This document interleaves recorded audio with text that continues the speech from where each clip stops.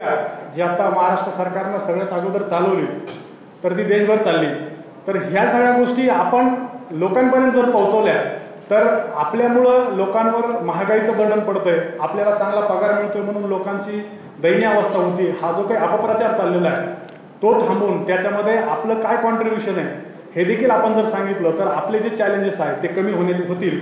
एकूणच आपण जर बघितलं तर कामगारांपुढे आव्हान फार मोठे आहे, परंतु त्या आव्हानाचं चॅलेंज स्वीकारतच फेडरेशन त्याचबरोबर आयटक हे पुढे आलेलं आहे आणि त्यांनी त्यांचे जे काही हक्क जे आहेत ते अबाधित ठेवण्याचं काम केलेलं आहे.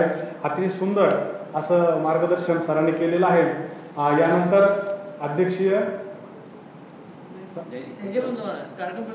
कंटिन्यू बरं 15 मिनिट आपण दिले तर प्रश्न वगैरे काय असतील बरं विचारू शकतो.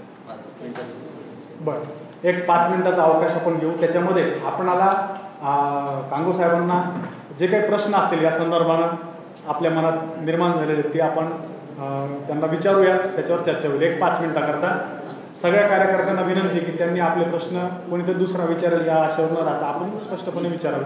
मी माईक देतो 2 मिनिटं.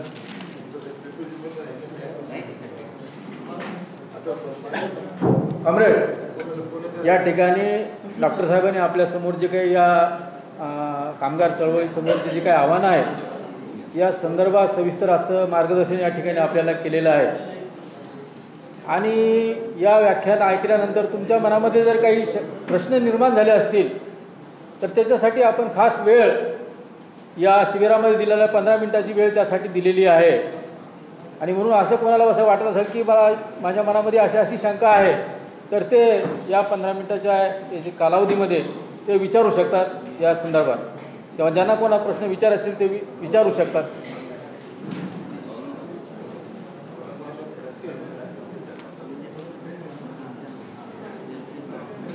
सूचना अशी आहे की आता अनेक लोकांना त्यांचा सत्ता शिल्लक राहिलेला आहे. मला सत्ता करायचे काम नाही आहे.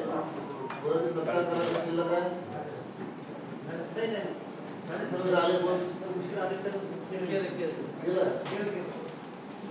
अशी आहे की ज्या म्हणजे वर्गामध्ये जे प्रशिक्षण देणारे आहेत त्यांचा जो पेपर राहील त्याच वेळेस तो डिस्ट्रीब्यूट करायचा आहे. पहिले डिस्ट्रीब्यूट करण्याचं काही कारण नाही. समजा साहेबांचा लेक्चर असेल तर त्यांचा पेपर जर असेल तर तो त्याच वेळेस डिस्ट्रीब्यूट करा. आणि वर्ग सुरू असताना मधामध्ये उठून जाण्याचं काही कारण नाही. तुम्हाला नैसर्गिक कारणाकरता सुट्टी द्यायला वेळ आहे आपल्याजवळ. प्रशिक्षणामध्ये ही शिस्त सर्वांनी पाळण्याची आवश्यकता आहे हे लक्षात ठेवा.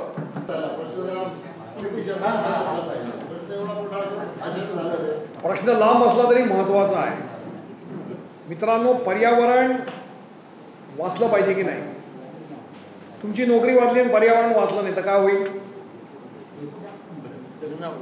पर्यावरण रक्षणाची जबाबदारी ही सगळ्यांवर आहे. तुम्ही कुठल्याही पक्षाचे असा, धर्माचे असा, देशाचे असा, राज्याचे असा, युनियनचे असा, सगळ्यांवर आहे. आणि सोलार एनर्जी आणि विंड एनर्जीचा उपयोग करून पर्यावरणाचं रक्षण करण्याच्या शक्यता खूप आहे. म्हणून त्याला विरोध करणारे आपण अशी भूमिका मालक वर्ग जर मांडत असेल तर ती आपल्याला फायद्याची नाही. कारण समाज आता पर्यावरणाच्या दृष्टिकोनातून जागृत व्हायला लागलेला आहे. मग आपली भूमिका काय असली पाहिजे? 2 वास्तव आपण लक्षात घेतलं पाहिजे. कोणी किती प्रयत्न केला तरी ग्रीड सांभाळण्यासाठी कोळसा आणि हायड्रो इलेक्ट्रिसिटी तुम्हाला वापरावीच लागणार आहे. तेव्हा आपल्याला मरण नाही हे आपण लक्षात घेतलं पाहिजे की कोळसा उत्पादन करण्यासाठी मोठे कारखाने लागणार आहेत, हायड्रो इलेक्ट्रिसिटी उत्पन्न करण्यासाठी धरणं लागणार आहेत आणि ती संयंत्र चालवण्यासाठी आपल्याला कामगार लागणार आहेत. डिस्ट्रीब्युशनसाठी ग्रीड मेंटेन करण्यासाठी कामगार लागणारच आहेत. तेव्हा आपली भूमिका असली पाहिजे की सोलार एनर्जी, विंड एनर्जी वापरून खाजगी कामगारांना सवलती न देता कामगार कमी पगारामध्ये राबवून घेण्याची जी कृती आहे त्याच्यावरती आपण हल्ला केला पाहिजे.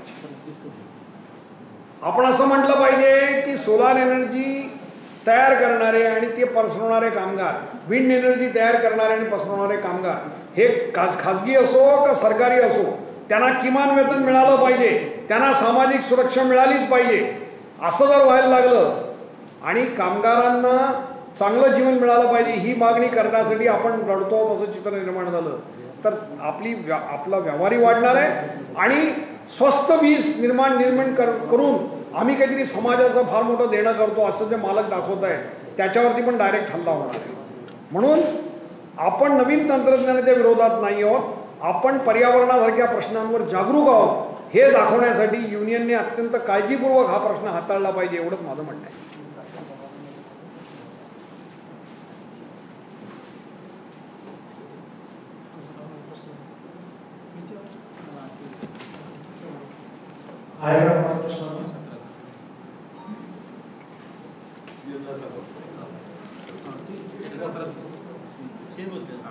सुरू कर.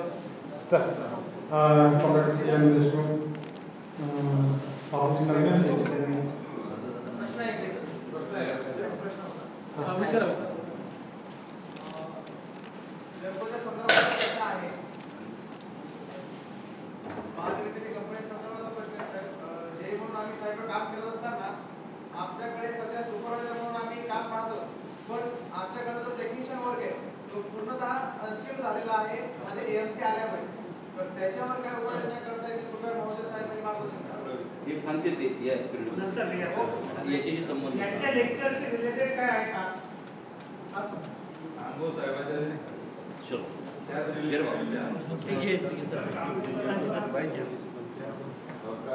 बोला बोला. प्रश्न आहे की लहान असताना डाव्या पक्षाचा चिन्ह असायचं वेळा आठवडा वगैरे, आता म्हणजे अशी सत्य परिस्थिती आहे किंवा आपण स्थितीमध्ये झाली पाहिजे आपण त्या पक्षाच्या जागेत एक जिल्हा परिषदचा उमेदवार जर उभा केला तर लोक त्याला म्हणजे ऍक्सेप्ट करत नाही. लोकांची जी मानसिकता आहे वेगळ्या प्रकारची झालेली आहे. आता आपण 2005 साली 60,000 होते, आता म्हणजे 2 याच्या झालेल्या म्हणजे वस्तुस्थिती सांगतोय मी. तर याच्यासाठी राष्ट्रीय पातळीवर काय प्रयत्न चालू आहे?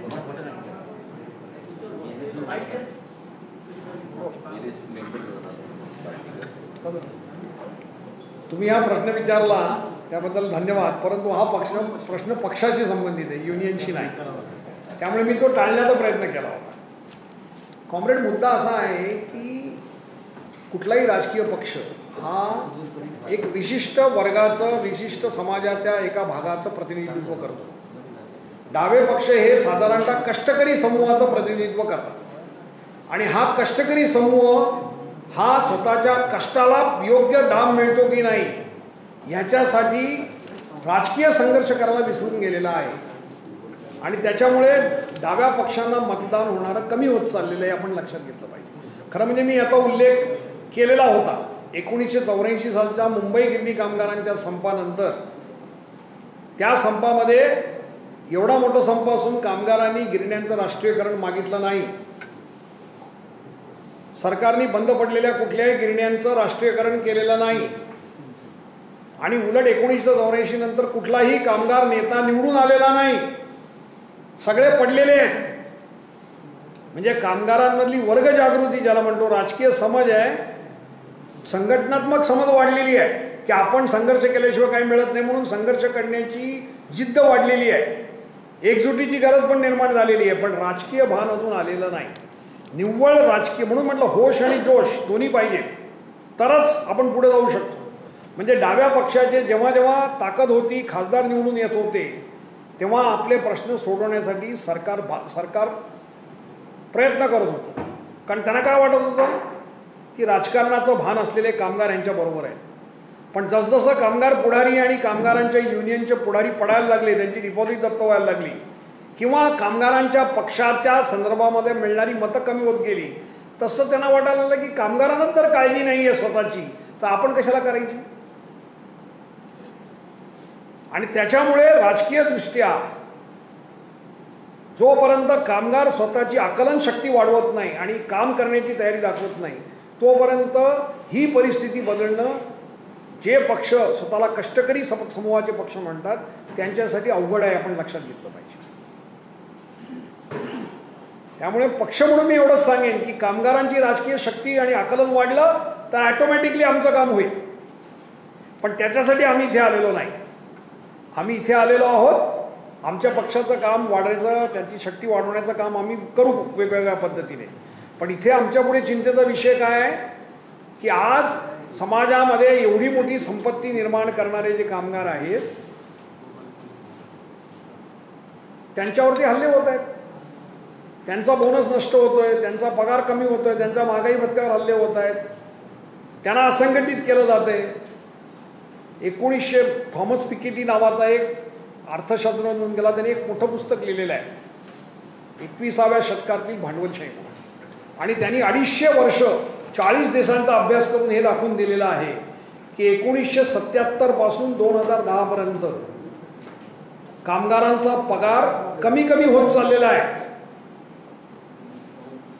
आणि त्याचं म्हणणं असं आहे की 1914 साली जी अवस्था होती ती कामगारांची परत होती. म्हणजे काय, पैसे कोणाकडे जात आहेत?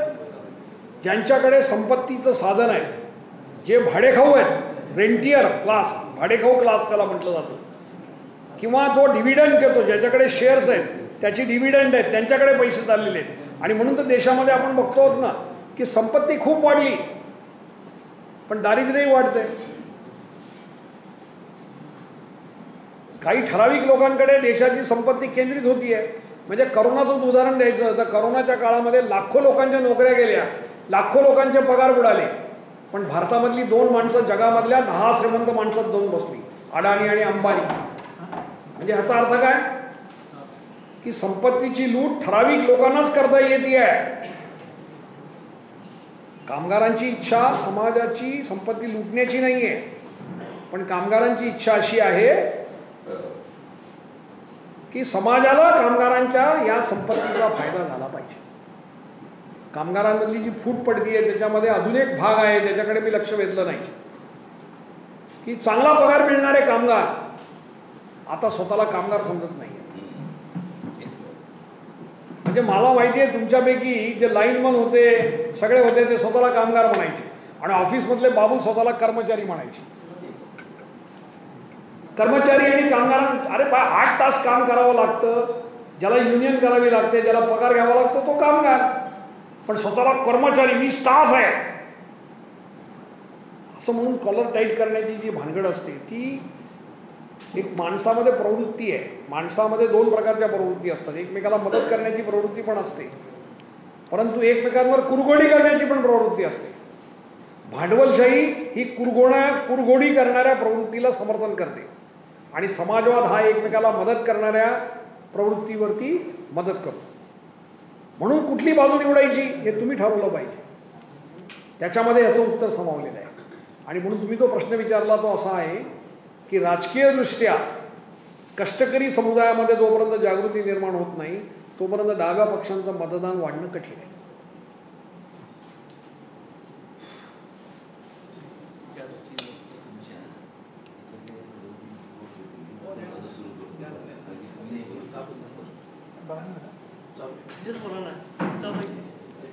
ते चालू आहे, फक्त हे चालू करायचं, फ्रिक्वेन्सी एकच आहे.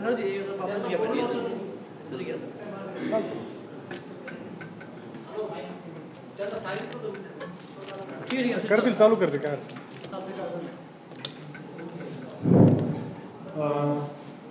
मित्रांनो, आपण फार चांगले प्रश्न विचारले, त्यावर सविस्तर चर्चा पण झालेली आहे. यानंतर आपले जे कार्याध्यक्ष आहेत तथा आयटकचे जे राज्याध्यक्ष आहेत महाराष्ट्र आयटकचे, तर त्यांना जो आपण खऱ्या अर्थानं विषय दिलेला या ठिकाणी वेगळ्या सत्रात आहे, परंतु तरीसुद्धा या उद्घाटन सत्रावर ते आपल्याला सविस्तर मार्गदर्शन करतील. मी त्यांना विनंती करतो बाबू नाईक त्यांनी आम्हा सर्वांना मार्गदर्शन करावे. विषय पण घेतो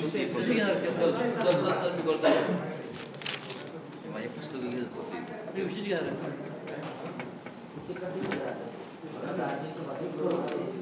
कॉम्रेड. सर्वप्रथम आवाज येतो आहे ना? सर्वप्रथम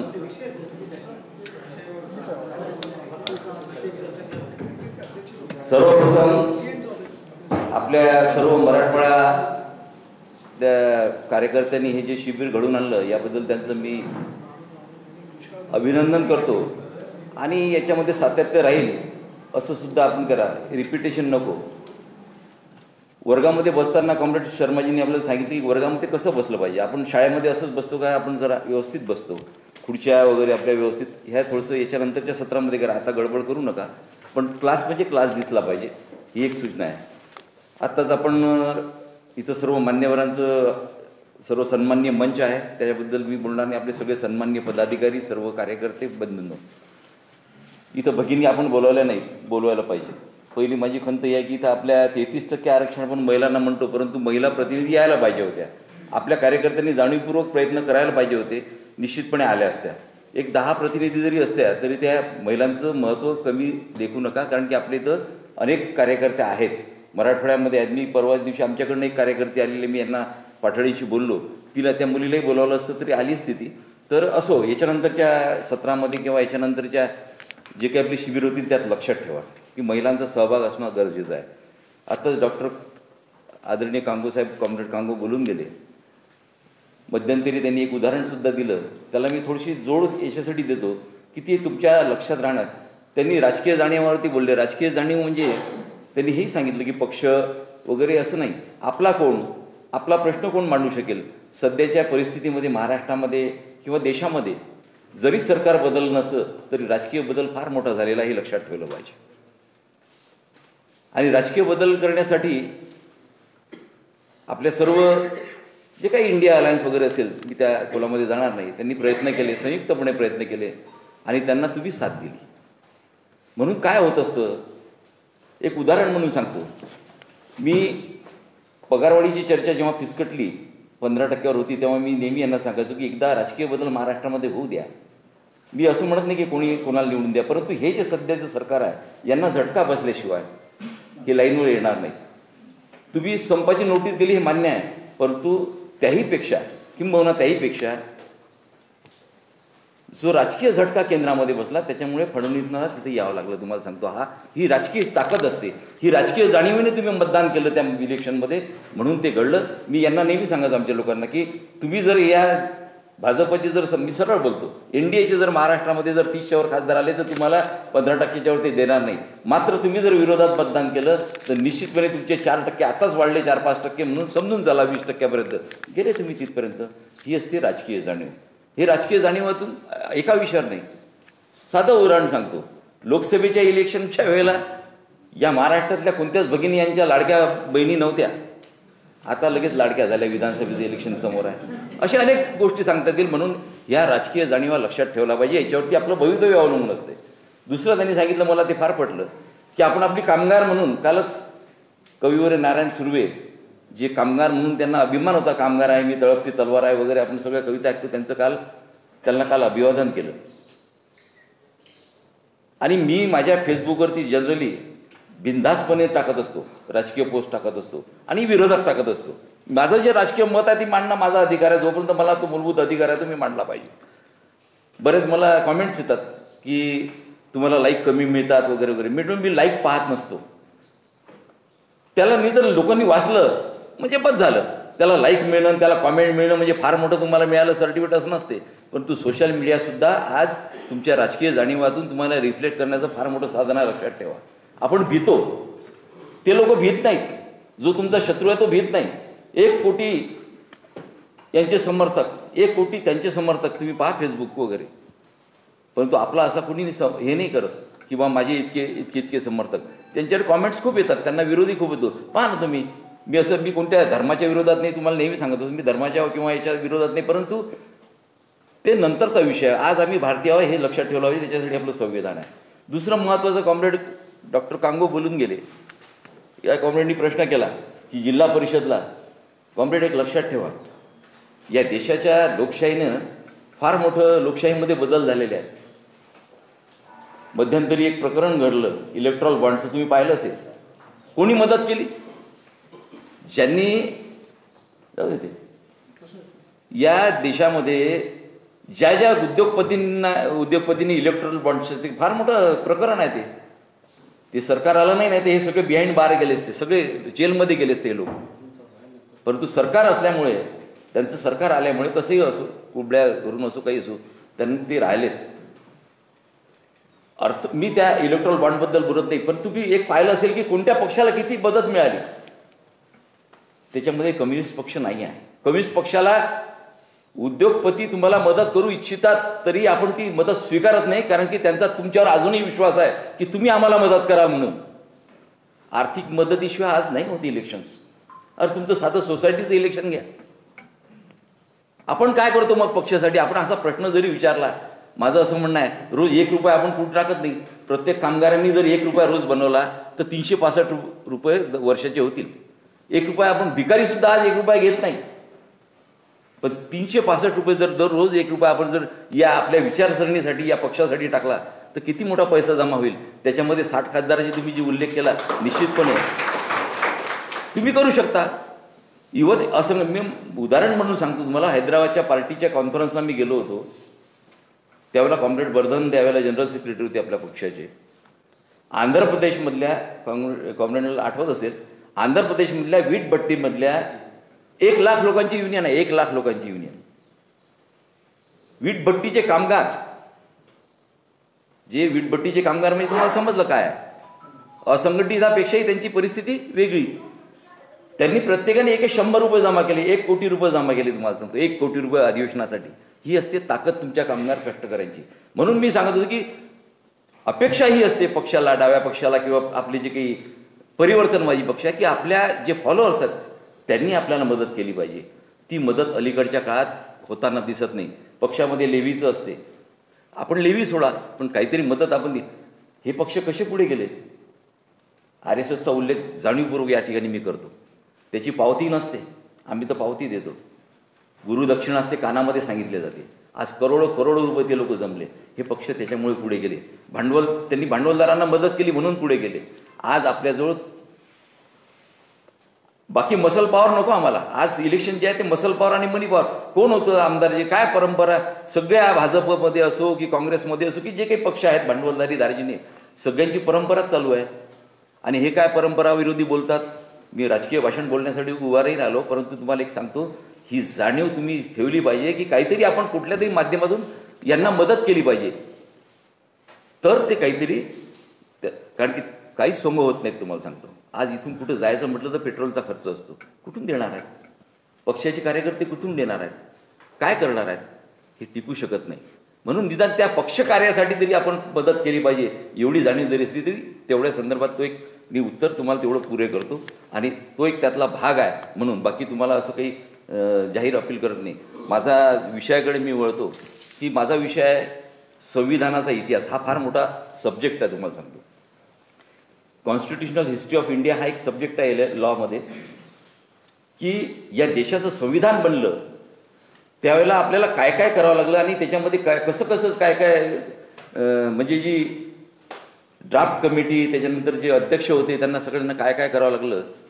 पहिल्यांदा तो तुम्हाला सांगतो की आपल्या देशाचा इंडिपेंडन्स ॲक्ट तुम्हाला त्याला रिफ्लेक्ट करतो 1935चा. इंग्रज गेले, पण इंग्रजांनी फूट पाडून गेले हे लक्षात ठेवलं पाहिजे. त्याच्यामध्ये 224 प्रतिनिधी, या संविधान सभेमध्ये 224 प्रतिनिधी हे याच्या स्टेट्सचे होते.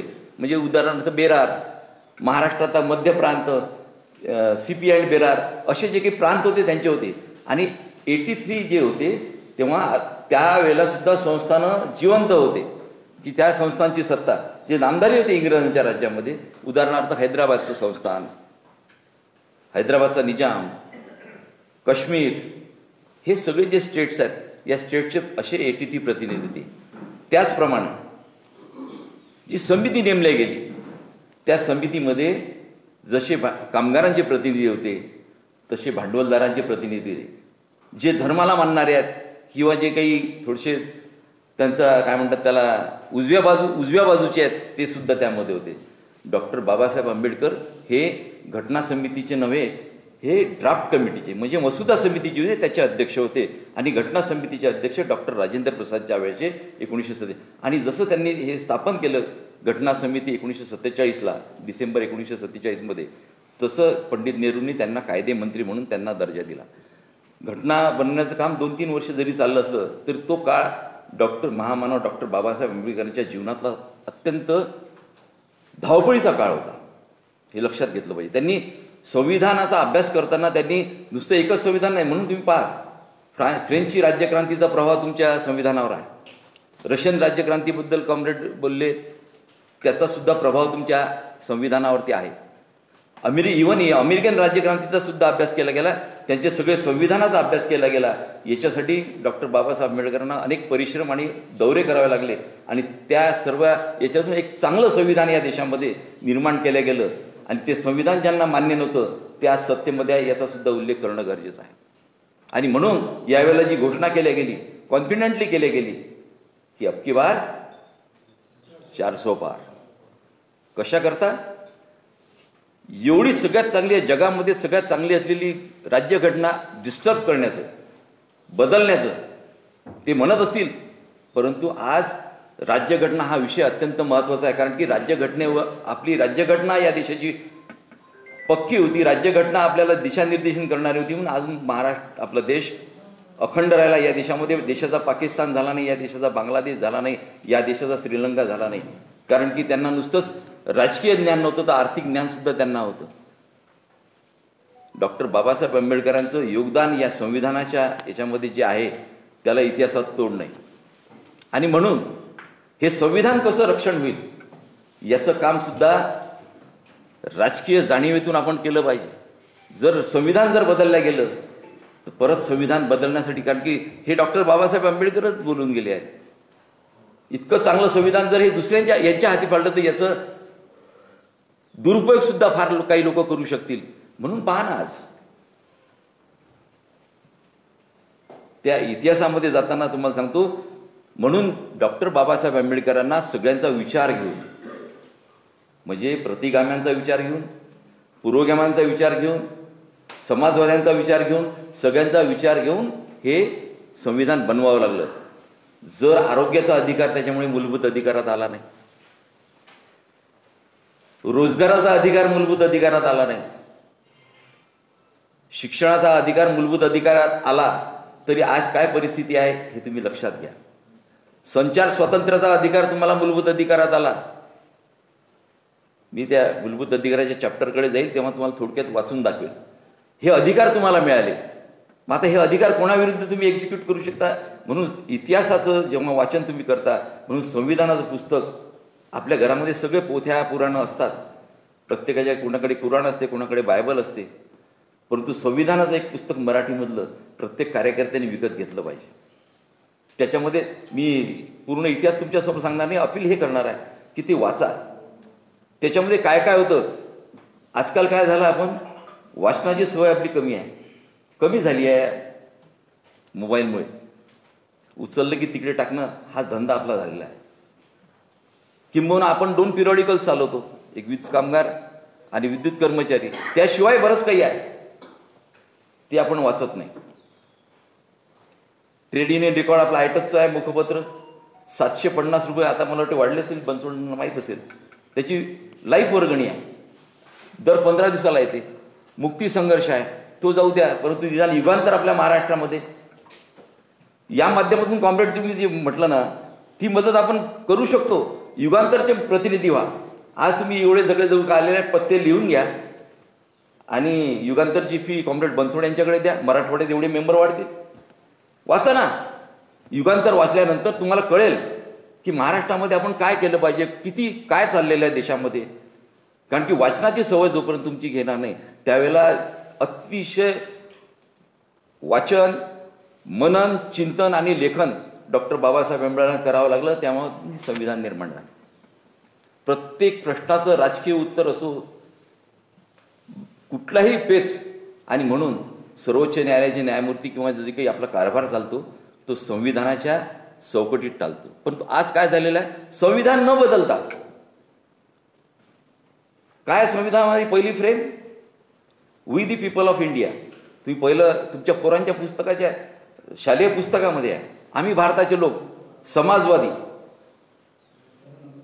समाजवादी म्हणजे we the people of India, socialist, secular आणि डेमोक्रॅटिक. हे 3 शब्द किती महत्वाचे आहेत. ती फ्रेम आहे, त्या फ्रेमला डिस्टर्ब करता येत नाही. केशवानंद भारतीच्या केसमध्ये हे झालेलं आहे, डिसिजन झालेलं आहे सुप्रीम कोर्टाचं. आज सोशलिस्ट म्हणजे समाजाच्या मालकीचं असलं पाहिजे. देशाची मालमत्ता समाजाच्या जास्तीत जास्त मालकीची असली पाहिजे. म्हणजे काय असलं पाहिजे? सार्वजनिक उद्योग जे निर्माण झालेले आहेत, किंबहुना नवीन काही निर्माण होत असेल ते समाजाच्या मालकीत झालं पाहिजे. परंतु अलीकडच्या काळामध्ये जे सार्वजनिक उद्योग आहेत, नवीन निर्माण करण्याचं सोडा, पण जे जुने सार्वजनिक उद्योग आहेत, नवरत्न उद्योग आहेत, इवन सगळेच म्हणजे पेट्रोलियम उद्योग असो, वीज उद्योग, तुम्हाला आता अनुभव आपण लढतो आहोत त्याच्यासाठी. या सगळ्याचं कसं कसं खाजगीकरण करता येईल. म्हणजे काय होईल? काय झालंय? इनडायरेक्टली संविधानाची फ्रेम बदलली नाही, परंतु सोशलिस्ट या शब्दाला त्यांनी नख लावलेला आहे. सेक्युलर हा शब्द मुद्दाम त्यावेळेला संविधानकर्त्यांनी टाकलेला आहे. धर्मनिरपेक्ष लढवल्यात. पार्लमेंटमध्ये जय श्रीरामची घोषणा दिली जाते, अल्लाह अकबरची सुद्धा विरोधात घोषणा दिली जाते. हे संविधानकर्त्यांना त्या इतिहासामध्ये जे संविधानाने संविधान बनवलं त्यांना अभिप्रेत नव्हतं.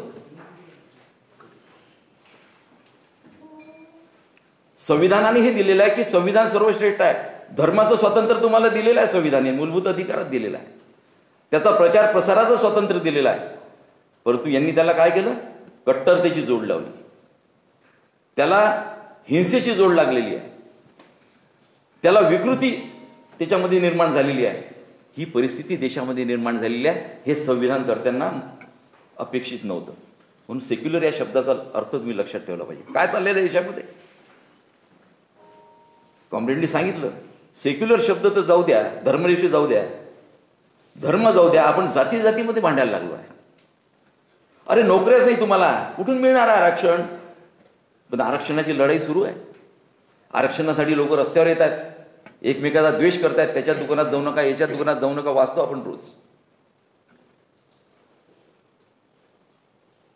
ही परिस्थिती आजच्या काळामध्ये संविधानकर्त्यांनी संविधानामध्ये जी मेहनत घेऊन सगळं बनवलेलं आहे त्याच्या विपरीत किती आहे सांगणं गरजेचं आहे. लोकशाही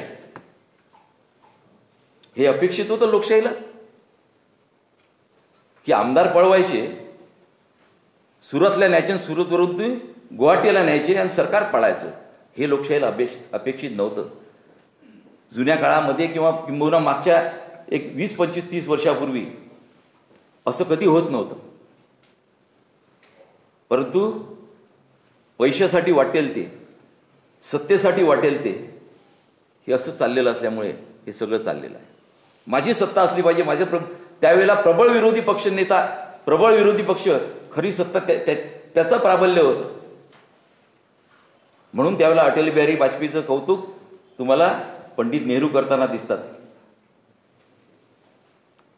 म्हणजे प्रतिगामी जरी असले तरी त्यांनी जे भाषण केलं की तुमच्या भाषणामध्ये चर्चिल पण दिसला आणि ते रुझवेल्ट पण दिसला वगैरे वगैरे काही होतं. एक चॅप्टर मी वाचलेला.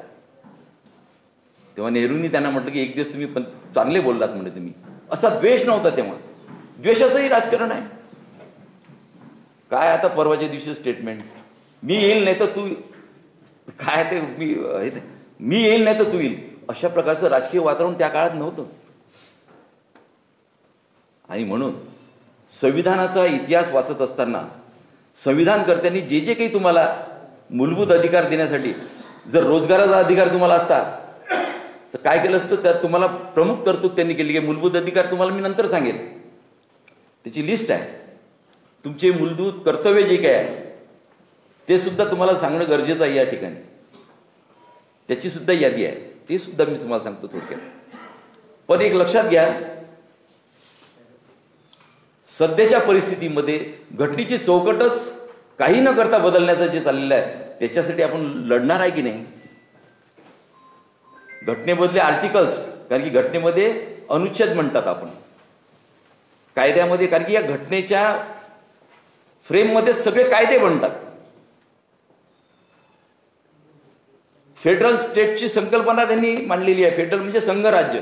संघाला काही अधिकार दिले, म्हणजे महाराष्ट्र राज्यांना काही अधिकार दिलेले आहेत, काही केंद्राला दिलेले आहेत, काही शर्माजींनी तो लेख लिहिला होता आपला, तुम्ही आठवत की हे फेडरल स्टेटच्या संकल्पनेलाच तडा जातोय. इलेक्ट्रिसिटी ॲक्ट हा, कारण की हा विषय स्टेटचा आहे, राज्याचा विषय आहे.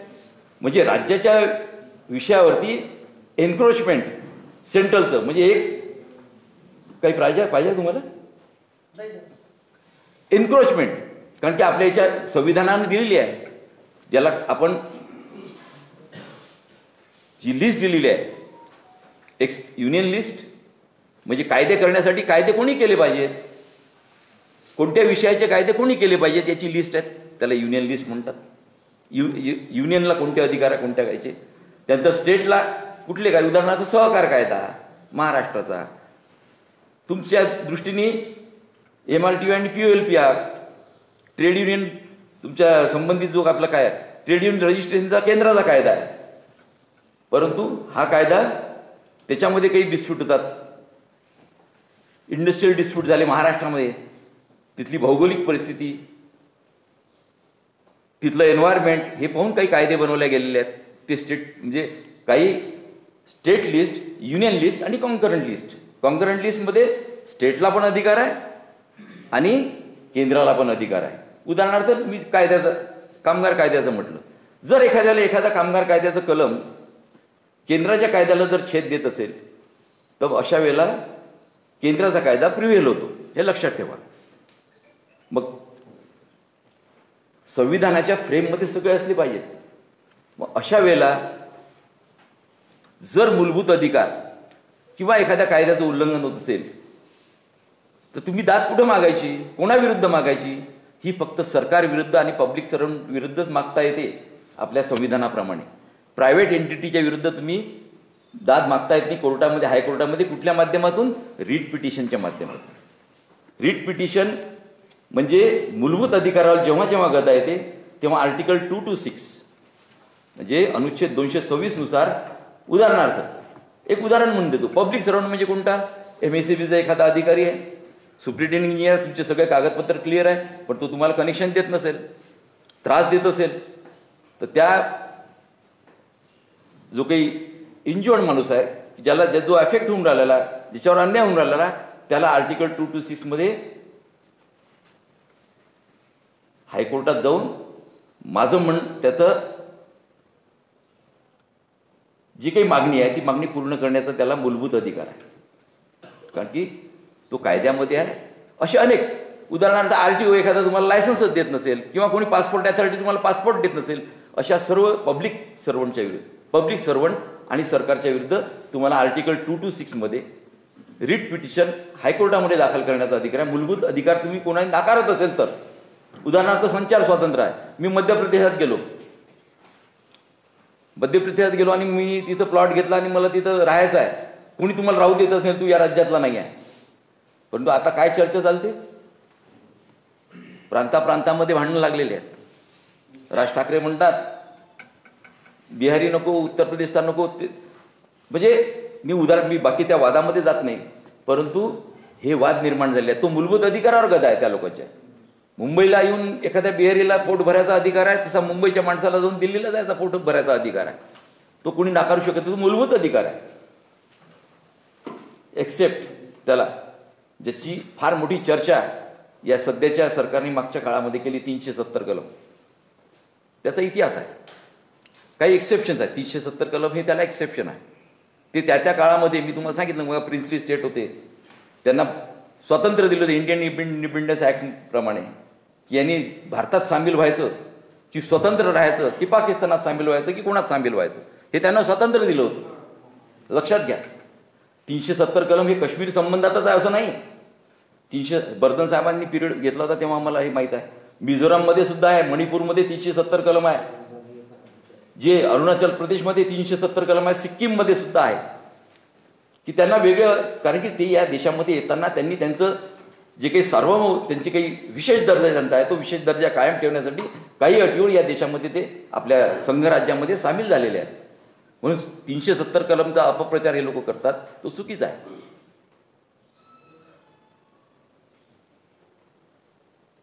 एवढं मोठं 370 कलम रद्द झाल्यानंतर काय झालं त्याचं आउटपुट तुम्हाला सांगा ना. कोणी घेतला तिथं जाऊन प्लॉट? तिथं अदानीनीच फक्त घेतला, तिने अंबानीनीच तिथे काही डेव्हलपमेंटसाठी जमिनी घेतल्या, नाही कोणी घेऊ शकत. हे त्यांच्यासाठी होतं. मी त्या मुद्द्यावरून परत आपल्या मूळ मुद्द्यावर येतो. ही परिस्थिती जी आहे, सेक्युलर या शब्दावर होतो, डेमोक्रेटिक या शब्दावर होतो, म्हणून या घटनाकारांना हे अपेक्षित नव्हतं. त्यांनी जाणीवपूर्वक म्हणून त्यांनी सांगितलं की हे संविधान जर कोणाच्या चुकीच्या लोकांच्या हातात गेलं त्याचा दुरुपयोग सुद्धा होईल. आज शिक्षणाचं खाजगीकरण झालं. खाजगीकरण झाल्यानंतर कोणाच्या विरुद्ध रिट पिटिशन दाखल करणार तुम्ही? एखाद्या प्राथमिक शाळेमध्ये तुम्हाला ॲडमिशन मिळत नसेल, मुलाला शिक्षण मिळत नसेल, कोण कुठं जाणार आहे? शिक्षणाचा तुम्हाला मूलभूत अधिकार कोणाच्या विरुद्ध जाणार आहे? खाजगी एंटिटीच्या विरुद्ध कुठं जाणार आहे तुम्ही? म्हणून शिक्षणाचं बाजारीकरण केलं जात आहे. सार्वजनिक उद्योगाचं खाजगीकरण करण्यामागचं सुद्धा ते सुद्धा एक कारण आहे. हे लढू शकणार, हे आपल्या विरुद्ध दाद मागू शकणार नाही कुठं. अनेक गोष्टी तुम्हाला सांगता येतील. म्हणून मूलभूत अधिकार, तुमचे कर्तव्य, त्याची लिस्ट मी तुम्हाला, म्हणून त्या काळामध्ये या लोकांनी जे काही संविधानामध्ये आपल्याला तरतुदी करून ठेवल्या ते निश्चितपणे वाचावीत, कारण की तो विषय फार मोठा आहे. कॉन्स्टिट्युशनल हिस्ट्री ऑफ इंडिया म्हणजे त्याच्यामध्ये त्यांना टाकावं लागलं. मिश्र व्यवस्था त्यांना आणावं लागली, भांडवलदारी आणावं लागली आणि समाजवादाच्या याच्याकडे पब्लिक सेक्टर सुद्धा आलं. म्हणजे तुम्ही पहिले वाटलंय आपली भारताची व्यवस्था मिश्र व्यवस्था आहे. मिश्र व्यवस्था असण्याचं कारण म्हणजे त्यावेळेला सर्व माइंडचे प्रतिनिधी होते तिथं, सगळ्याच याचे होते. आणि एक लक्षात घ्या की हे संविधान जे आहे, हे संविधान टिकणं म्हणजे देश टिकणं आहे. संविधानामध्ये ज्या काही तरतुदी आहेत, 2 वाजले, ठीक आहे, चालतं, एक 15-20 मिनिट. संविधानामध्ये ज्या तरतुदी आहेत, इथं कामगार कायद्यांचा उल्लेख केला गेला, कारण की हे सगळे संविधानाच्या, आणि मग काय असते एखाद्याला घटनेच्या, आपण वाचतो पेपरात, हे असंविधानिक आहे. असंविधानिक आहे म्हणजे काय? संविधानाला छेद देणार आहे. अशा वेळेला तुम्हाला कोर्टात दाद मागता येते की असंविधानिक आहे. नुसतं रिट पिटिशन नाही, जर संविधानाचं जर कुठं काही व्हायलेशन झालं, संविधानामधल्या तरतुदीचं कुठं व्हायलेशन झालं, तरी सुद्धा तुम्ही कोर्टामध्ये जाऊ शकता. म्हणजे हायकोर्ट आणि सुप्रीम कोर्टामध्ये, कारण की सुप्रीम कोर्ट, हायकोर्ट हे फक्त कॉन्स्टिट्युशनल रेमेडीसाठी आहे आणि नंतर बाकीचे अपील जातात, ते अपिलेट, त्यांचं ज्युरिडिक्शन अपिलेट आहे. म्हणजे मूलभूत अधिकारासाठी ते डायरेक्ट तेच कोर्ट आहे, लक्षात घ्या. परंतु बाकीचे जसं सेशन कोर्टाने तुमच्या विरुद्ध निकाल दिला तर ते अपिलेट कोर्ट म्हणून सुद्धा काम करते हायकोर्ट, आणि हायकोर्टाने न्याय दिलेलं सुप्रीम कोर्ट अपिलेट कोर्ट म्हणून सुद्धा काम करते. हे लक्षात घेतलं पाहिजे. म्हणून याची रेमेडी संविधानाला कुठे छेद दिला जात असेल, संविधानामध्ये काही गडबड होत असेल, तर आपल्याला हायकोर्ट आणि सुप्रीम कोर्ट, पहिले हायकोर्ट आणि नंतर सुप्रीम कोर्टामध्ये आर्टिकल 32च्या अंडर SLP म्हणजे त्याला विशेष अनुज्ञा याचिका म्हणतात, ती विशेष अनुज्ञा याचिका, अर्थात तुमचे सगळे मेरिट्स पाहिजेत, तुम्हाला तेवढा बेस पाहिजे, तुम्हाला ते सगळं एस्टॅब्लिश करावं लागतं कोर्टामध्ये. आणि सध्याची व्यवस्था तुम्हाला माहीत आहे. आणि इथं उल्लेख झाला जाणीवपूर्वक की त्या काळामध्ये जे कायदे झाले, कामगार कायद्याचा माझा विषय होता, त्यांनी तो टाकला नाही आणि मी ते त्याच्या खोलामध्ये जाणार नाही, पण तुम्हाला यादी वाचून दे. त्यावेळेला राजकीय जाणीवा तुमच्या क्लिअर नसत्या. आज 20 कायदा 2022 साठी तुम्ही भांडताय, परंतु इतर कायद्यासाठी काय करताय तुम्ही? जे श्रमसंहिताच्या नावाखाली किती घातक बदल केल्या गेलेले आहेत, ते बदल मी वाचून दाखवणार आहे तुम्हाला. अजून आपल्या इथं लागू झाले नाहीत, ते जर लागू होऊ द्यायचे नाही. आयटकची भूमिका आहे. त्यांनी काय केलं, पहिल्यांदा आपल्यासमोर त्यांनी अमेंडमेंट ठेवलं आयटक समोर.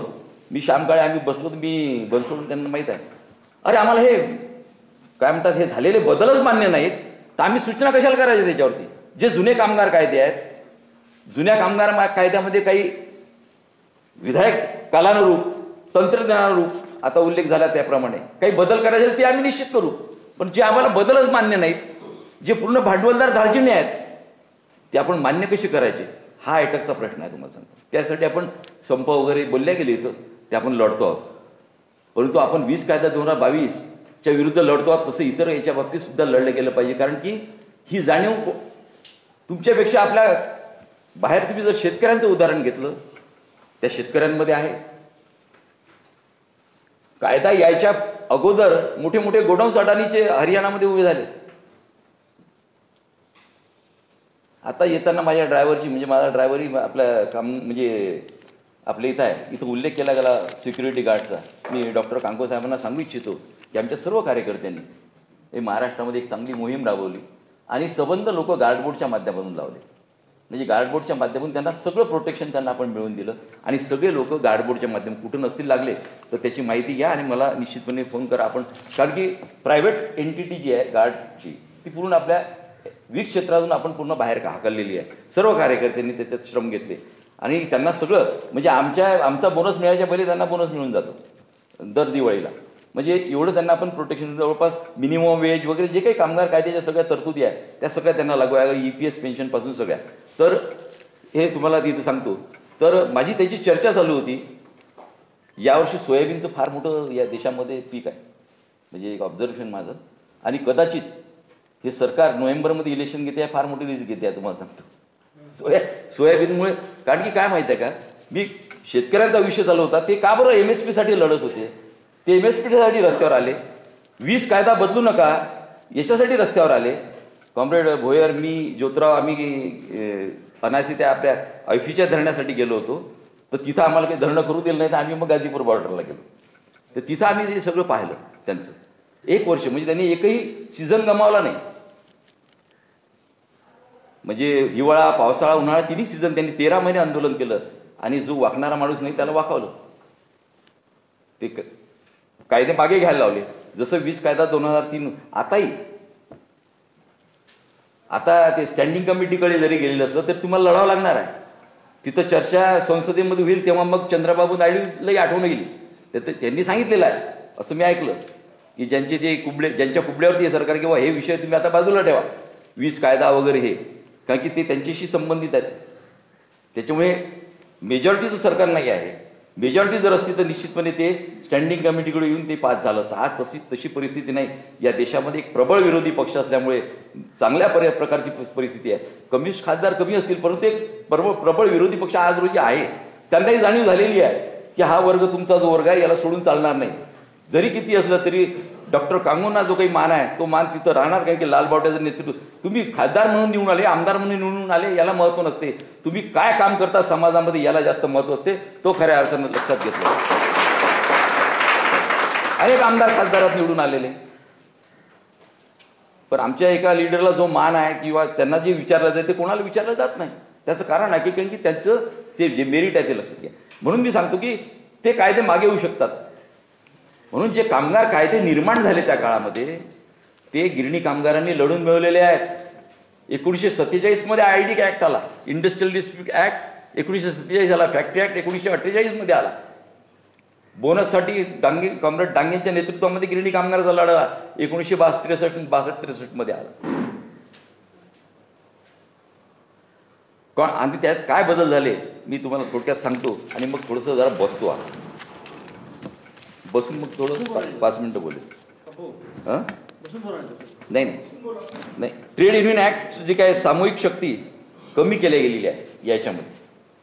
त्यानंतर नियमित कामगारापेक्षा त्यांनी काय केलेलं आहे, contract labour, fix term employment, नंतर आउटसोर्स एम्प्लॉईज आणि कॅज्युअल लेबर याला प्राधान्य दिलेलं आहे.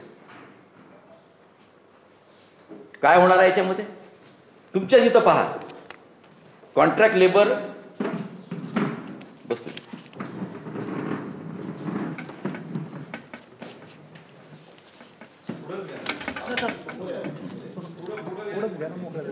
बसतो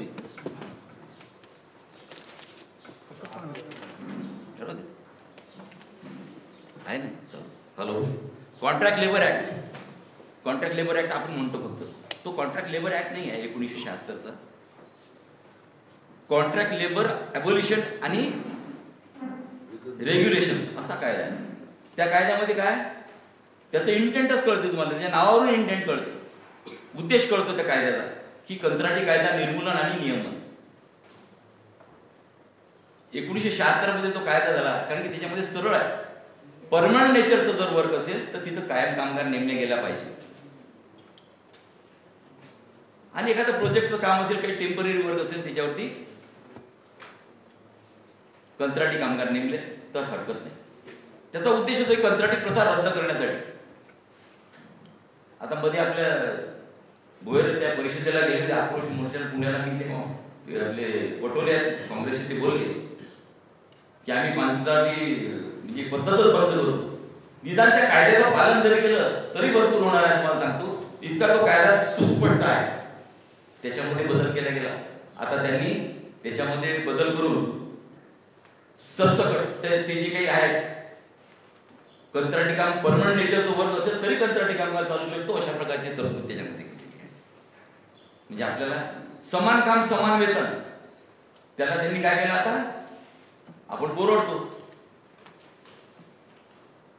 आपला हेल्पर, आपला तंत्रज्ञ आणि कंत्राटी तंत्रज्ञ, किंबहुना कंत्राटी तज्ञ थोडं जास्त काम करतो. आले का कंत्राटी कामगार कोणी याच्यात आहेत? यायला पाहिजे, याच्यामध्ये जास्त संमिलित करायला पाहिजे, कारण की त्यांचा लढा पुढे उभा राहतात. पदाधिकारी आहे. कंत्राटी कामगार जर ते तंत्रज्ञाचं काम करत असेल, तो कंत्राटी कामगार तंत्रज्ञाचं काम करत असेल, आपला नियमित कर्मचारी, त्याला तेवढंच वेतन दिलं पाहिजे, याला एवढंच वेतन दिलं पाहिजे. हे समान काम समान वेतन कायदा सांगतो. इक्वल वेज रिम्युनरेशन आहे. केला बदल त्याच्यामध्ये.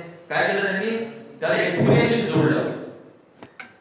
म्हणजे याचा अनुभव, म्हणजे ते सगळं कसं करता येईल, त्याला कसं त्याला डायव्हर्ट करता येईल त्या तरतुदीला, याचा प्रावधान त्यांनी नवीन कायद्यामध्ये केलेला.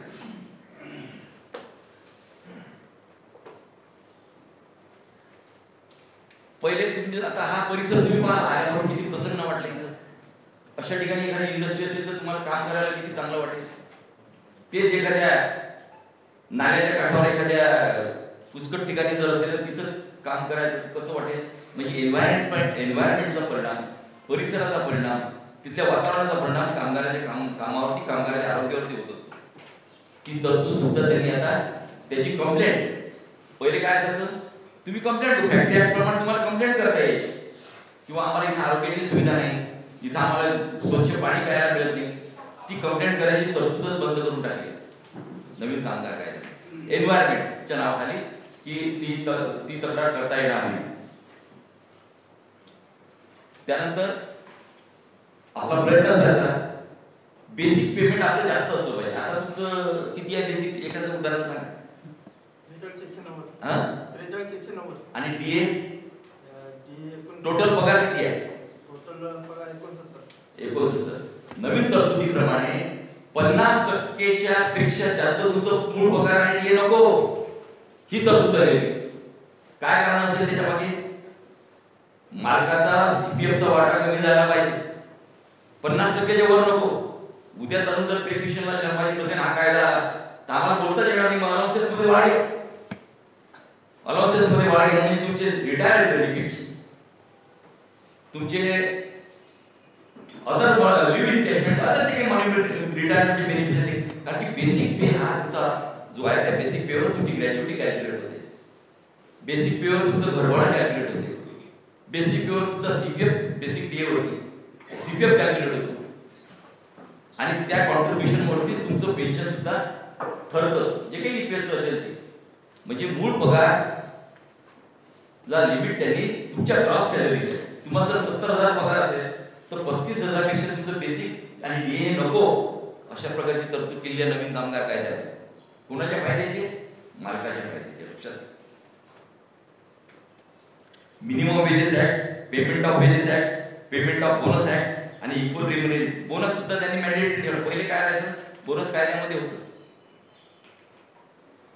ती कंपनी नफ्यात असो की तोट्यात असो, नफ्यात असेल त्यांनी काही दिलं असेल, जास्तीचं दिलं असेल तर विषय तो वेगळा, त्या मालकाच्या मर्जीवर.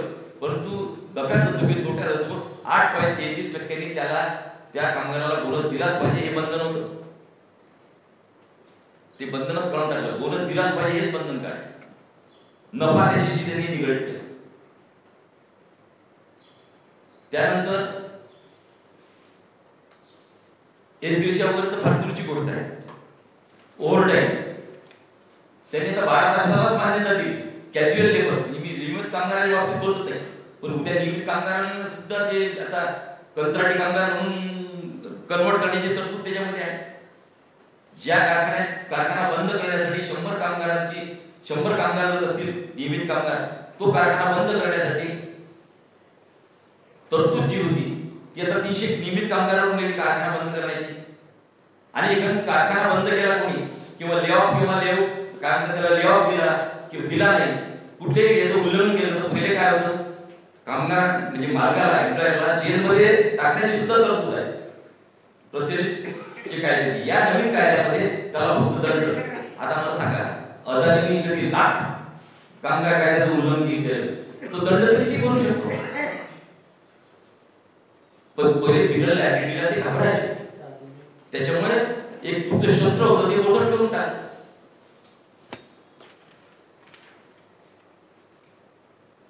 नंतर ज्युडिशियरी कामगार न्यायालय. आता तुम्हाला सांगतो ते अजूनही आहे आपल्या महाराष्ट्रात.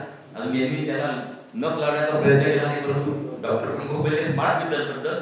पण मी तुम्हाला सांगतो हे जर सरकार परत आलं तर निश्चितपणे केंद्राचे कामगार कायदे इथं लागू झाल्याशिवाय राहणार नाही. अजून विषयामध्ये सध्या आत्मावर नाही आहे.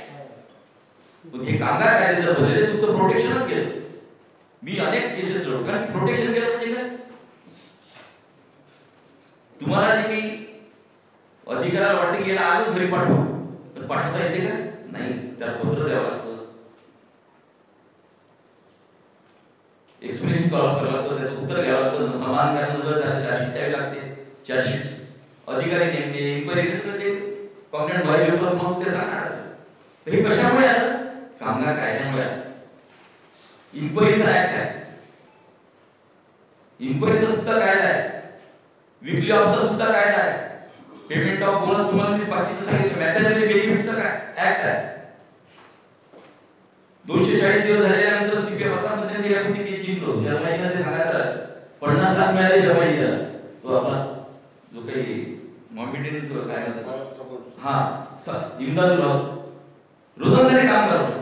1984 मध्ये त्याला 0 बजेट मध्ये काढलं. त्याने काही चोरी केली नव्हती किंवा त्याने काही मिसकंडक्ट नव्हतं. उदाहरण म्हणून सांगतो, सत्कार केला होता काम करतात जर्मनीच्या हस्ते. 84 म्हणून लढला. Labour commissioner, labour court, labour court नंतर लेबर कोर्टात जिंकला. लेबर कोर्टाचा निर्णय हायकोर्टाने कायम ठेवला. हायकोर्टाचा निर्णय सुप्रीम कोर्टाने सुद्धा सुप्रीम कोर्टाने दिले. आणि आताही त्याला पूर्ण पगार देण्यासाठी काय केलं, त्याचा 470 रुपयाप्रमाणे त्यावेळेचा रायलेस काढले 470 रुपयाप्रमाणे आजपर्यंत 470. आपण ऑप्टेशन घेतलं, 1.25 लाख द्यायला दिले आणि झालं नाही तुमचं काही हिशोब. इंडस्ट्रियल ट्रिब्युनल मध्ये परत जावं, इंडस्ट्रियल कोर्टामध्ये सांगायचं तात्पर्य हे दाद मागितली. नंतर मग इंडस्ट्रियल कोर्टाने मान्य केलं की नाही, जसे जसे पेमेंट झाले, जसे जसे डीए वाढले सगळ्याला द्यायला पाहिजे. तरी ते पूर्ण दिले गेलं नाही. आता ते पूर्ण दिले गेलं नाही. माझा मूलभूत अधिकार की मला, मी जर कामावर असतो, माझ्यासोबत जो कामावर होता त्याला जीवसमुक्ती मिळाला, तो कायमही झाला, त्याचे प्रमोशनही झाले, त्याला बाकीचे पेन्शनच्या प्रमाणात त्यालाही मिळालं. असं त्याचं 2 कोटी रुपयाचा पॅकेज काढलं होतं, 1,95,00,000 ते मिळालं नाही त्याला. त्यांनी फक्त त्यावेळेचा पगार, ते शेवटचा पगार त्याचा तिला 18,000 रुपये जो काही आपलं पेन्शन झालं होतं त्याच्यामुळे त्याची ग्रॅच्युटी चांगली कॅल्क्युलेट झाली. ग्रॅच्युटी पण त्यांनी दिली, पण त्याच्यामुळे त्याचं पेन्शन गेलं, त्याचा पीएफ गेला. हे कोण देणार आहे? आम्ही कॅल्क्युलेट करून दिलं, पण इंडस्ट्रियल कोर्टाने सांगितलं की हे आम्ही मी देऊ शकत नाही, माझ्याजवळ एवढं मी देऊ शकतो नाही. काही आपलं संमती न करता त्यांनी जजमेंट केलं. ते गेल्यानंतर आपला तो मूलभूत अधिकार आहे. मी तुम्हाला मूलभूत अधिकार, तो तुमचा अपिलेट कोर्टामध्ये तुम्हाला जाता येते, कारण की या कोर्टाने तुमच्या मूलभूत अधिकारावर गदा आली, तो माझा अधिकार होता म्हणून आपण हायकोर्टामध्ये गेलो. सांगायचं की जे काही तुम्हाला कायद्याचं प्रोटेक्शन होतं ते प्रोटेक्शन गेलं. मग हे तुम्ही जर हे कामगार कायदे नाव आहे तर श्रमिक जे आहेत हे सगळे भांडवलदार झालेले कायदे आहेत. आणि सुप्रीम कोर्टाने सुद्धा म्हटलेलं आहे याच्यामध्ये एका केसमध्ये की दिसून नाही राहिला, एका जजमेंट मध्ये वाचलं ते सुप्रीम कोर्ट. म्हणजे काय होईल, हे जे पेपर्स आहेत कायद्याचे ते म्हणतात पेपर्स टायगर्स विदाउट टीथ, असं सुप्रीम कोर्टाने म्हटलेलं आहे. हे दिसताना असे दिसतात की पेपर हे टायगर आहे कायदे, म्हणजे त्या कायद्यापेक्षा खूप सुपर दिसतात, परंतु बिना दादाचे म्हणजे वा अशा प्रकारचा त्यांनी उल्लेख केलेला आहे. मार्मिक त्यांनी त्याचं टिप्पणी केलेली आहे सुप्रीम कोर्टाने.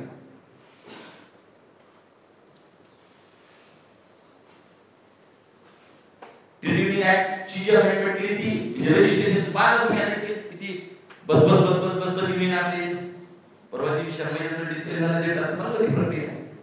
त्याच्यामध्ये अनेक बदल केले गेले रजिस्ट्रेशनसाठी.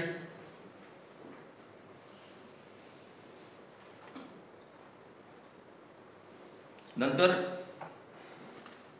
पब्लिक सेक्टर अंडरटेकिंग, आपण पब्लिक सेक्टरमध्ये आहोत, याच्यामध्ये फार मोठा बदल केला आहे. त्याची व्याख्याच बदलून टाकली. आता प्रत्येक इंडस्ट्रीला इंडस्ट्रियल एस्टॅब्लिशमेंट म्हणून त्यांनी म्हणजे पब्लिक सेक्टर सारखाच दर्जा प्रत्येकाला कारखान्याला मिळाला आहे. जर तुम्हाला संपावर जायचं असेल तर 6 महिन्याची नोटीस तुम्हाला द्या, कारखान्याला द्यावा लागेल, कारखान्याच्या मध्ये जी युनियन आहे त्यांना द्यावा लागेल. मग त्याच्यामध्ये नाही काय कन्सिलिएशन प्रोसिडिंग मध्ये तो जर कन्सिलिएशन मग काय करेल, तो लगेच कन्सिलिएशन ऑफिसरकडे जाईल. मग त्या कन्सिलिएशन ऑफिसर म्हणजे लेबर एखादा ऑफिसर, त्याच्यामध्ये जर प्रोसिडिंग चालू असेल तुम्हाला तो पार्टी करणारच. त्या प्रोसिडिंगच्या मध्ये तुम्हाला संपावर जाता येणार नाही. म्हणजे कसं करून कामगाराचं कसं खच्चीकरण करता येईल असंच या सगळ्या कामगार, या नवीन कामगार जे काही म्हटलेलं आहे त्याच्यामध्ये सगळं झालेल्या तरतुदी ज्या महत्वाच्या आहेत तुम्हाला मी सांगितल्या. संविधानामध्ये जे काही मूलभूत कर्तव्य ते सुद्धा तुम्हाला 2 मिनिटात वाचून दाखवतो. त्याचं पालन करा आणि निश्चितपणे तुम्हाला ते मार्गदर्शक राहतील.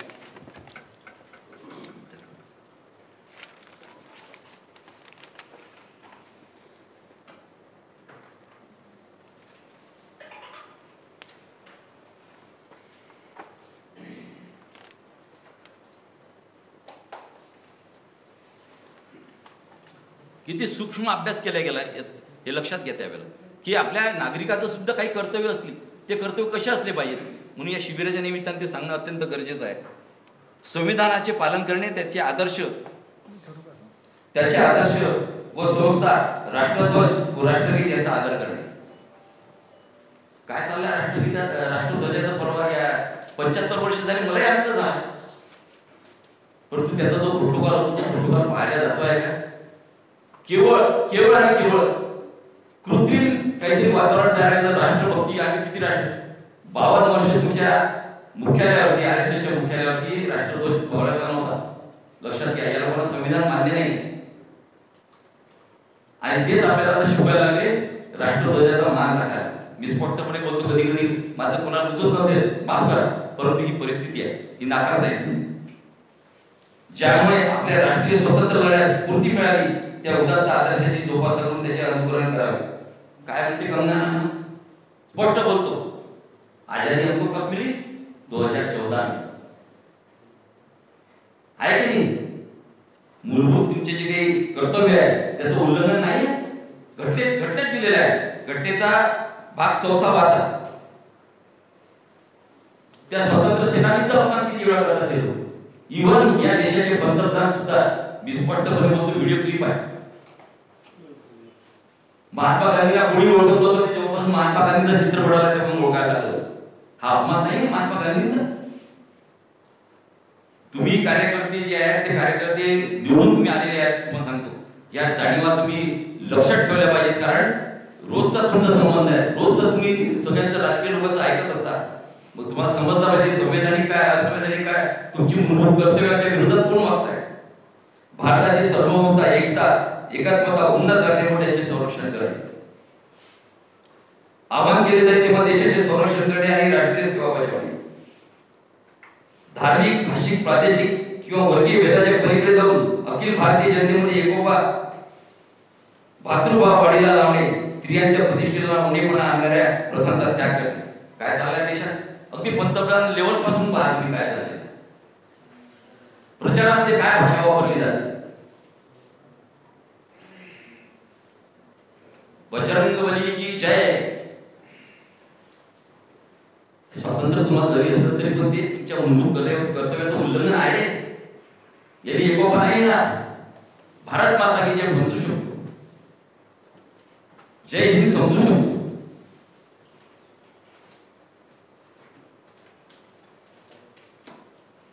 आपल्या संमिश्र संस्कृतीचा वारसाचे मोल जाणून तो जतन करणे. अरण्ये, सरोवरे, नद्या, वन्यजीव सृष्टी या सुद्धा नैसर्गिक पर्यावरणाचे रक्षण करून त्यात सुधारणा करणे आणि सजीव प्राण्याबद्दल दयाबुद्धी बाळगणे. बघा बोलले एन्व्हायरमेंट वाचलं पाहिजे. कॉम्रेड बोलले मग तो मुद्दा आहे.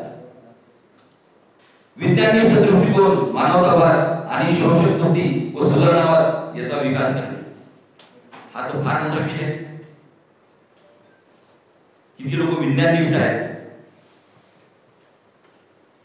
तुम्ही रोज सोशल मीडियावर पाहता किती अंधश्रद्धा काय, कोणी काय बोलते आणि तुम्ही काय आता ते मी जास्त बोलत नाही कारण ते जरा जास्त नॉनव्हेज मिळतं तुम्हाला. कारण की TV चॅनलवरती आपल्या घरी नाही चुकलं ते. घरी सुद्धा बरेच लोक पाहतात ते सिरियल एक लोटा जल सब समस्या हल, कॅन्सर बरा होईल काय म्हणजे. पण विज्ञान काय आहे म्हणून त्यांनी सांगितलं विज्ञानिष्ठ बना. धर्म ही निश्चितपणे धर्म तुमचं जे काही पवित्र भाव आहे. कॉम्रेड लेनिन म्हटलं आहे मी नास्तिक आहे पण माझे सर्व कार्यकर्ते नास्तिक असते म्हणजे ही माझी अपेक्षा नाही आहे. मी जर असं ठरवलं तर माझा पक्षच राहणार नाही असे ते बोलले. पण या देशाचं संविधान जे दिलेलं आहे आपल्याला धार्मिक ही पवित्र, प्रत्येक धर्म पवित्र आहे. हिंदू धर्म पवित्र आहे, मुस्लिम पवित्र आहे, शीख पवित्र आहे, अजून जे काही सगळे ख्रिश्चन धर्म पवित्र आहे. प्रत्येक धर्मग्रंथ हा कोणाची हत्या करणं किंवा सगळं चांगलंच सांगितलेलं आहे. त्यातलं हे लोक चांगलं घेत नाही, त्याच्यात वांगलं घेतात आणि बाहेर प्रचार करतात. छत्रपती शिवाजी राजासारखा माणूस त्या काळामध्ये या राज्यघटनेमध्ये मी सांगताना विसरलो. छत्रपती शिवाजी महाराजांनी जे काही सेक्युलर विचारधारा त्यांची होती त्याचं सुद्धा फार मोठं प्रतिबिंब आपल्या राज्यघटनेमध्ये आहे. हे लक्षात घेतलं पाहिजे. 18 पगड जाती त्यांनी कधी असं मराठा म्हणून नाही मावळा म्हणून त्यांनी समोर केला. कॉम्रेड पानसरेंचं शिवाजी म्हणून एक पुस्तक जरूर वाचा जे रेकॉर्ड जगामध्ये रेकॉर्ड ब्रेक त्याचं लिंगा म्हणजे रेकॉर्ड ब्रेक पुस्तक आहे, वाचा जरूर. मध्यंतरी कॉम्रेड अण्णाभाऊ साठेची जयंती होती आणि फकीरा कादंबरी त्या स्टेजवरून अशी फिरवत होती. फकीरा कादंबरी ज्यांनी वाचली असेल त्यांना कळेल की फकीरा कादंबरी किती चांगल्या रीतीने त्यांनी रेखाटलेलं आहे डॉक्टर कॉम्रेड अण्णाभाऊ साठेंनी. त्याच्यामध्ये समजेल समाजवाद काय, लढणं काय, सगळं समजते फकीरावर. आणि तिथं जी पब्लिक होती ते सगळे काय म्हणत होते, जय श्रीराम, सगळं. मी त्यांना म्हणलं तुम्ही किती जणांनी वाचली रे फकीरा कादंबरी, वाचा जरूर. वाचनाला आहे वाचत नाही. जाता जाता मी तिच्यात थोडंसं बोलत नंतर. म्हणून विज्ञान मानवतावाद कसं आला मानवतावाद आपल्याला किती मानवतावादाचा खून आज होत आहे, सर्रास होत आहे. शोधक बुद्धी सुधारणावादी असलो पाहिजे, काहीतरी सुधारणा झाली पाहिजे. नाही तर मग ठेवल्यानंतर तशीची राहावी चित्ती सुद्धा आम्ही समाधान. हे संविधान सांगते तुम्हाला सार्वजनिक संपत्तीचे संरक्षण करणे, हिंसाचाराचा निग्रहपूर्वक त्याग करणे. एका पक्षाचे दोन पक्ष झाले की क्रांतीसोबत कसे एकमेकांना भिडतात हे संविधान नाकारते. हे नाकारते संविधान. राष्ट्र सतत उपक्रम सिद्धी यांच्या चढत्या श्रेणी गाठत आहे. अशा प्रकारे सर्व व्यक्तिगत सामूहिक कार्यक्षेत्रात पराकाष्ठेचे यश संपादन करण्यासाठी झटणे. 6 ते 14 वर्ष वयाच्या बालकाचे आई वडील किंवा पालक त्यांच्या बालकांना किंवा त्यांच्या पाल्यांना ते लागू असेल त्याप्रमाणे शिक्षणाची संधी उपलब्ध करून देतील. तुमचं कर्तव्य आहे ते होत नव्हतं म्हणून बालकामगार कायदा तरी देखील अजून ते तुम्हाला पाहायला मिळते. परवा दिवशीच मी पोस्ट टाकली होती. डॉक्टर कांबळे सुद्धा सोशल मीडियावर फार चांगल्या पोस्ट टाकत असतात, अतिशय महत्वाच्या आणि ह्या असतात, परंतु आपण पाहत नाही किंवा त्याला काय म्हणलं टीका करणार येतात ना, टीका करतात टीका. पण त्याला आपण सुद्धा आपलं जसं एखाद्या मीडियावरती बाकीचे लोक टीका करतात आपल्या याच्यावरती आपल्या विचारसरणीवर आपण त्याला उत्तर दिलं पाहिजे. आपल्यावरती जर ते कारण की ते ट्रोल करतील ना, आपण त्यांना ट्रोल करायचं. आपण चुपचाप बसतो असं नाही. अशाने विचारसरणी अशाने राजकीय विचार तुमचा पुढे जाणार नाही. म्हणून तुम्हाला सांगतो हे सगळे जे तुम्हाला सांगितलं की मूलभूत कर्तव्य हे जरूर याची कॉपी तुम्हाला लागेल.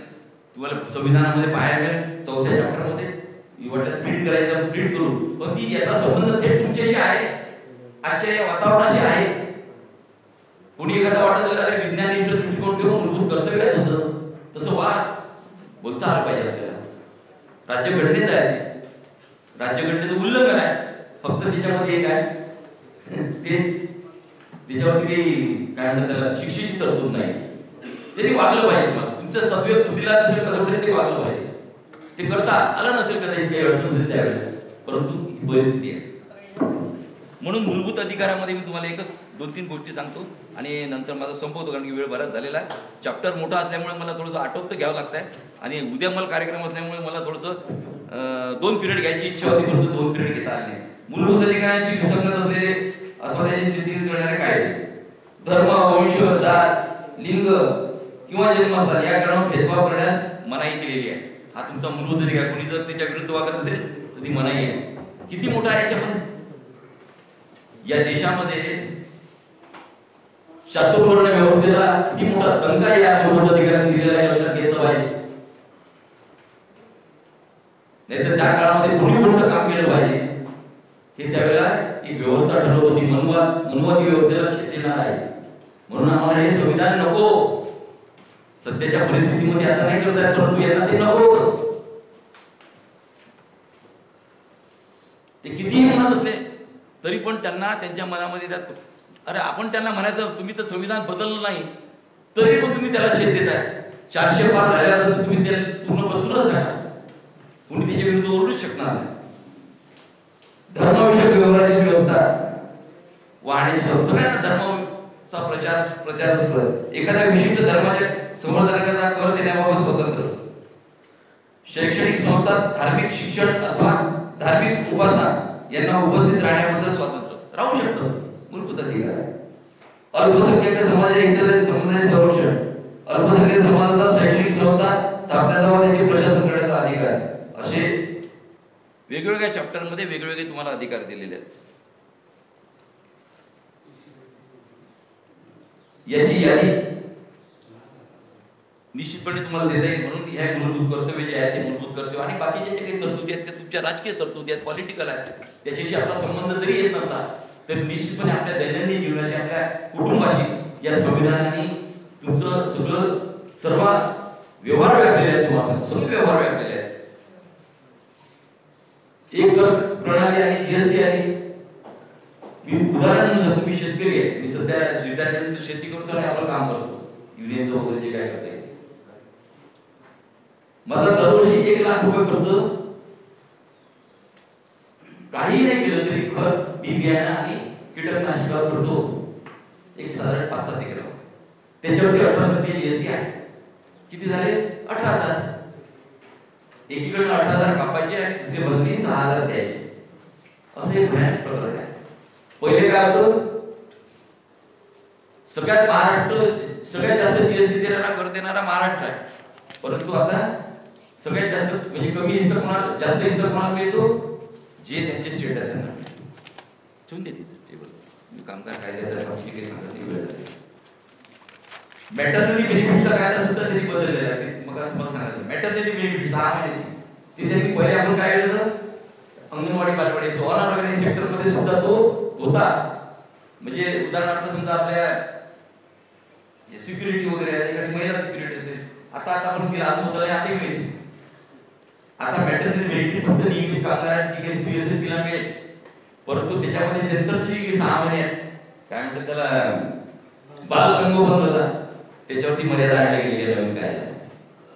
त्याच्यावरती त्यांनी सांगितलं तिथं पाहणाघर करा, काय करा, त्या एम्प्लॉयरवरती जबाबदारी टाकली, कोणी करत नाही. साधं टॉयलेटची व्यवस्था आज आपण करू शकत नाही, बाकीचं दूर राहिलं. म्हणून ह्या सगळ्या गोष्टी तुमच्यावर सांगण्यात का की कॉम्रेड बर्दन नेहमी सांगायचे, राजकारणापासून कुणाची मुक्तता नाही. राजकारण तुमच्या आजूबाजूला असतं, प्रत्येक गोष्टीचं उत्तर राजकीय जाणीवेमध्येच दडलेलं आहे.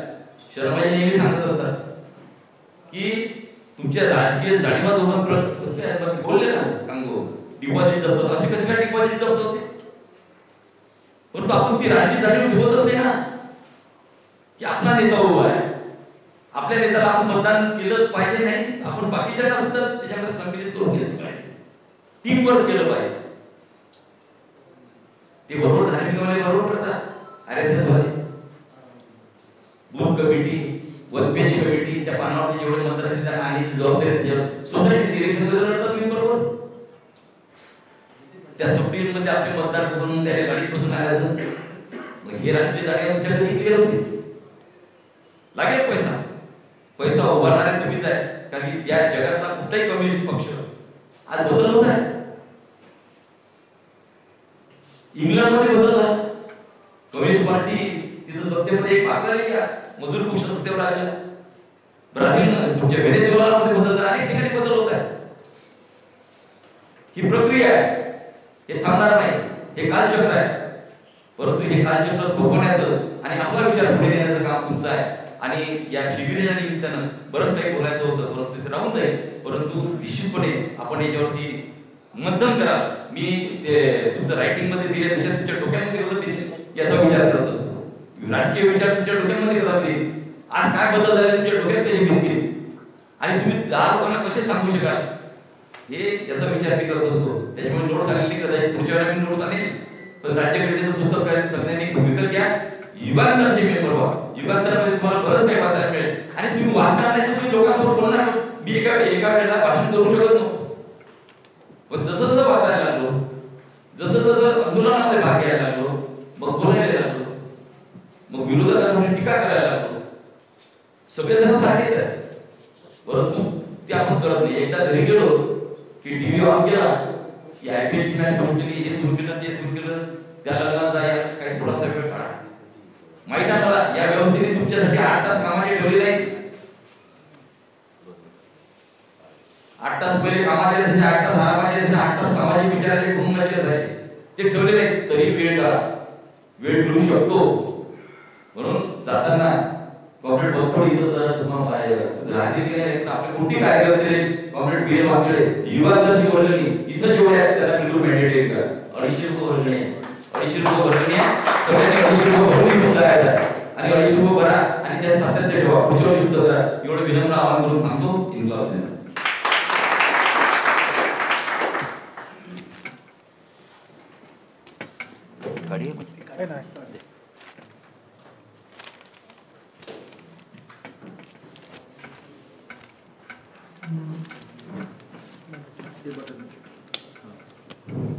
धन्यवाद बाबा. म्हणजे संविधानाचा इतिहास